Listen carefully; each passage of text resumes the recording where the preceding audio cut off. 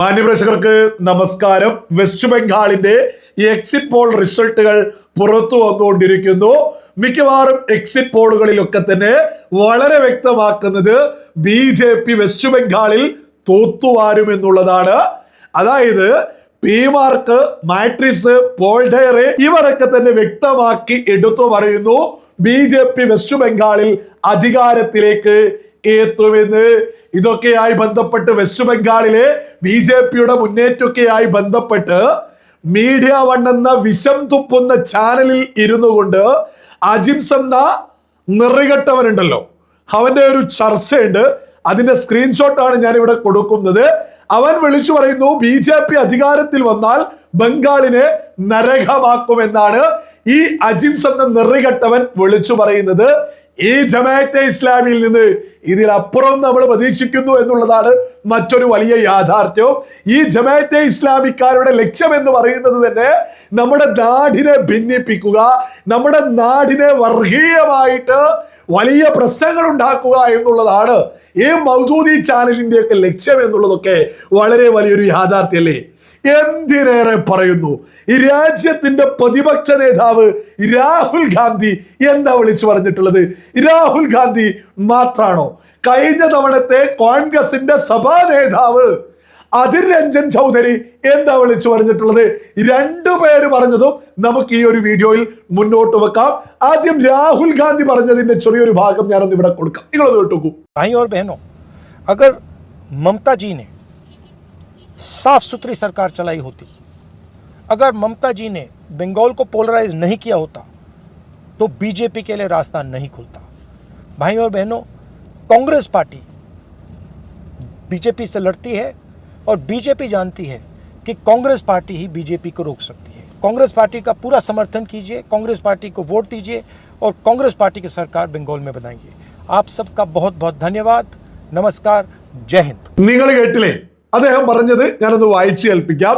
സഹോദരി സഹോദരന്മാരെ, മമതാജി ഒരു അഴിമതിയില്ലാത്ത ഭരണമാണ് കാഴ്ചവെച്ചതെങ്കിൽ, മമതാജി ബംഗാളിനെ വർഗീയമായി വിഭജിച്ചില്ലായിരുന്നുവെങ്കിൽ BJP അവിടെ ജയിക്കാൻ വഴി തുറക്കില്ലായിരുന്നു. മമതാജി പറയുന്നു 5 ലക്ഷം യുവാക്കൾക്ക് ജോലി നൽകുമെന്ന്. എന്നാൽ 83 ലക്ഷം യുവാക്കൾ തൊഴിലില്ലായ്മ വേതനം ആവശ്യപ്പെട്ടിട്ടുണ്ട്. മമതാജി ബംഗാളിനോട് ചെയ്തത് ഇതാണ്. TMC BJPയെ നേരിടാൻ പ്രാപ്തമല്ല എന്ന കാര്യം മറക്കരുത്. അതായത് രാജ്യത്തിന്റെ പ്രതിപക്ഷ നേതാവ് പറയാണ്, വ്യക്തമായിട്ട് വിളിച്ചു പറയുന്നുണ്ട്, മമത ബംഗാളിനെ വർഗീയമായിട്ട് വിഭജിക്കുന്നു, വർഗീയമായിട്ട് വിഭജിക്കുന്നു. തൃണമൂൽ കോൺഗ്രസിന്റെ ഗുണ്ടകള് ഒരു കോൺഗ്രസ് പ്രവർത്തകനെ കൊല ചെയ്ത സമയത്തും രാഹുൽ ഗാന്ധി കൃത്യമായിട്ട് രംഗത്തെത്തി പറയുന്നു, തൃണമൂലിന്റെ ഭീകരതയാണ്, തൃണമൂൽ ഗുണ്ടകളാണ്, തൃണമൂൽ കോൺഗ്രസ് ബംഗാളിനെ നശിപ്പിക്കുന്നു എന്ന് നിരവധി തവണ രാഹുൽ ഗാന്ധി വിളിച്ചു പറഞ്ഞിട്ടുണ്ട്. ഇത് മാത്രാണോ? അധിർ രഞ്ജൻ ചൗധരി വ്യക്തമായിട്ട് മാധ്യമങ്ങളോട് വിളിച്ചു പറഞ്ഞത് ഞാനൊന്ന് വായിച്ചു കേൾപ്പിക്കാം. ബംഗാളിൽ ഒരു തിരഞ്ഞെടുപ്പ് അക്രമരഹിതമായി നടക്കുക എന്നത് അസാധ്യമായ കാര്യമാണ്. എങ്കിലും ഇത്തവണ തിരഞ്ഞെടുപ്പിൽ ആളുകൾ വലിയ സംഖ്യയിൽ പങ്കുചേരുന്നുണ്ട്. ഓരോ ബൂത്തിലും പോയി വോട്ട് ചെയ്യാൻ തങ്ങൾക്ക് സാധിക്കുമെന്ന് സാധാരണക്കാർക്ക് തോന്നുന്നു എന്നതാണ് അതിന് കാരണം. വലിയ തോതിൽ സുരക്ഷാ സേനയെ, അതായത് കേന്ദ്രസേനയെ വിന്യസിച്ചിട്ടുണ്ട്. അതുകൊണ്ട് ജനങ്ങൾക്കൊരു ധൈര്യമുണ്ട്. അതായത് കോൺഗ്രസിന്റെ കഴിഞ്ഞ തവണത്തെ സഭാ നേതാവ്, നിരവധി തവണ MP ആയിട്ടുള്ള, കോൺഗ്രസിന്റെ ബംഗാളിന്റെ പ്രസിഡന്റ് ആയിട്ടുള്ള ഈ അധിർ രഞ്ജൻ ചൗധരി പോലും വിളിച്ചു പറയാണ്, കേന്ദ്രസേനയെ ഇറക്കിയത് കൊണ്ട് ജനങ്ങൾ വോട്ടു ചെയ്യാൻ വരുന്നു. ഇതിലൂടെയൊക്കെ എന്താണ് വ്യക്തമാക്കുന്നത്? ഈ രാജ്യം ഭരിക്കുന്ന നരേന്ദ്രമോദി സർക്കാരാണ് രാജ്യത്തെ എല്ലാ സംസ്ഥാനങ്ങളിലും ജനാധിപത്യ സംവിധാനത്തെ ഉയർത്തിപ്പിടിക്കുന്നത് എന്നല്ലേ? മമത ബംഗാളിലെ മമതയുടെ ഗുണ്ടകള് കൃത്യമായിട്ട് BJP സ്ഥാനാർത്ഥിയെ പോലും ആക്രമിക്കുന്ന രംഗങ്ങളുണ്ട്.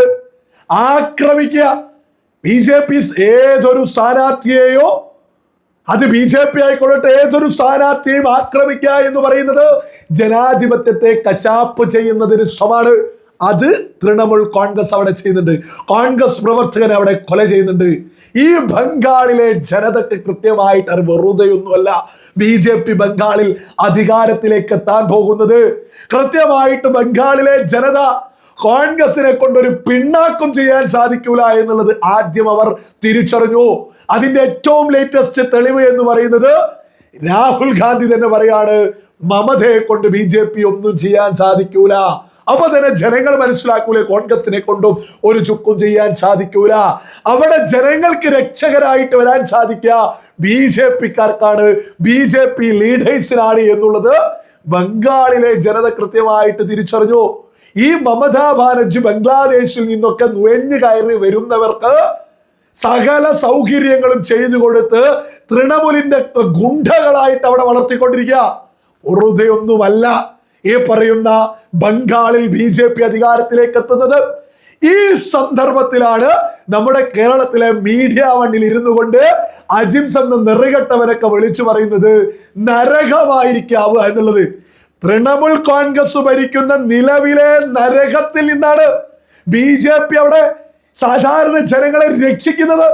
അത് കോൺഗ്രസിന്റെ നേതാക്കന്മാർ രാഹുൽ ഗാന്ധി മുതൽ ബൂത്ത് ലെവലിൽ കോൺഗ്രസിന് ആളുകൾ ഉണ്ടെങ്കിൽ അവരിവരെ വിളിച്ചു പറയാണ് BJP-ക്ക് ഈ പറയുന്ന ബംഗാളിലെ ജനതയെ രക്ഷപ്പെടുത്താൻ സാധിക്കും. ഇതാണ് ബംഗാളിലെ പൊളിറ്റിക്സ്.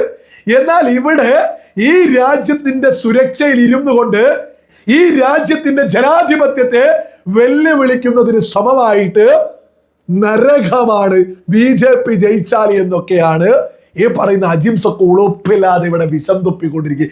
യഥാർത്ഥത്തിൽ വിവേകമുള്ള സകല മലയാളികളും തിരിച്ചറിയുക, ബംഗാൾ ജനത രക്ഷപ്പെടണമെങ്കിൽ അവിടെ BJP വരണമെന്ന് രാഹുൽ ഗാന്ധി പോലും പച്ചക്ക് അവിടെ വിളിച്ചു പറഞ്ഞിട്ടുണ്ട്. ശരിയാണ്, രാഹുൽ ഗാന്ധിയുടെ ഇത്തരം പ്രസ്താവനകൾ കാരണവും BJP-ക്ക് വോട്ട് കിട്ടോ. അവിടെ ജനങ്ങൾക്ക് സമാധാനം വേണ്ടേ? അത് BJP വന്നാലേ സാധിക്കൂ എന്ന് രാഹുൽ ഗാന്ധി വിളിച്ചു പറഞ്ഞു പോവുക. അത്രത്തോളം തൃണമൂലിന്റെ മമതയുടെ ഗുണ്ടകൾ അവിടെ നിറകേട് ചെയ്തുകൊണ്ടാണ് മുന്നോട്ട് വന്നത്. ഈ എക്സിറ്റ് പോൾ റിസൾട്ടിലൊന്നും ഒരു അത്ഭുതമില്ല. 100% ഉറപ്പാ BJP വെസ്റ്റ് ബംഗാളിൽ തൂക്കിയിരിക്കോ, വലിയ രീതിയിൽ അവിടെ അധികാരത്തിലേക്ക് എത്തിയിരിക്കോ. അധികാരത്തിലേക്ക് എത്തിയിട്ടില്ലെങ്കിൽ ഈ പറയുന്ന വെസ്റ്റ് ബംഗാളിലെ ജനതയാണ് പരാജയപ്പെടുന്നത്, BJP അല്ല എന്നുള്ളത് വളരെ വലിയൊരു യാഥാർത്ഥ്യമാണ്. ഇവിടെ വിഷം തുപ്പുന്ന വർഗീയവാദികളായിട്ടുള്ള അജിംസും കൂട്ടരും അവിടെ ഈ പറയുന്ന BJP-ക്കെതിരെ പറയുന്നുണ്ട് എന്നുണ്ടെങ്കിൽ തന്നെ വളരെ വ്യക്തമല്ലേ. ഈ അജിംസും കൂട്ടരും ആർക്ക് വേണ്ടി സംസാരിക്കുന്നോ അവർ നമ്മുടെ രാജ്യത്തിനെതിരെയുള്ളവരാണ് എന്നുള്ളത് കൂടി ഒരു യാഥാർത്ഥ്യമല്ലേ. അജിംസും കൂട്ടരും മമതയ്ക്ക് വേണ്ടി എന്തിനാ കുട പിടിച്ചോണ്ടിരിക്കുന്നത്? ഇവരുടെ ബംഗ്ലാദേശിലെ ജമാഅത്തെ ഇസ്ലാമിക്കാരുടെ ടീം ഈ പറയുന്ന വെസ്റ്റ് ബംഗാളിൽ വലിയ രീതിയിലുണ്ട്. അവരെ പ്രൊട്ടക്ട് ചെയ്യുന്നത് ആരാ? മമത. അപ്പൊ മമതയുടെ ഗുണ്ടകളെ പ്രൊട്ടക്ട് ചെയ്യാന് മമത വിജയിക്കേണ്ടതൊക്കെ ഈ ജമാഅത്തെ ഇസ്ലാമിക്കാരുടെ ആശ. അതാണ് ഇവർ നിരന്തരം വിഷം തുപ്പിക്കൊണ്ടിരിക്കും. ഇതൊക്കെ സകല ആളുകളും തിരിച്ചറിയാം. ഒരു കാര്യത്തിൽ ഒരു തർക്കവും വേണ്ട, വെസ്റ്റ് ബംഗാളിൽ BJP വലിയ വിജയം നേടിയിരിക്കും എന്നുള്ളതിൽ ഒരു തർക്കവും ആർക്കും വേണ്ട.